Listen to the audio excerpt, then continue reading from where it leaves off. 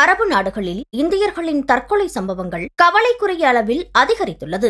உலகம் முழுவதும் பல்வேறு நாடுகளில் இந்தியர்கள் ஏராளமானோர் பணியாற்றி வருகின்றனர். இந்நிலையில் கடந்த 3 ஆண்டுகளில் மட்டும் வெளிநாடுகளில் வேலை செய்து வந்த 1900 இந்தியர்கள் தற்கொலை செய்து கொண்டுள்ளனர். இதில் அரபு நாடுகளில் மட்டும் 1340 இந்திய குடிமக்கள் தற்கொலை செய்து உயிரிழந்துள்ளதாக வெளியுறவு அமைச்சகம் நாடாளுமன்றத்தில் தகவல் தெரிவித்துள்ளது. மக்களவையில் காங்கிரஸ் எம்பிக்கள் எழுப்பிய கேள்விக்கு வெளியுறவுத்துறை இணையமைச்சர் இத்தகவல்களை எழுத்துப்பூர்வமாக தெரிவித்தார். இதில் அரபு நாடுகள் முதலிடத்தில் உள்ளது.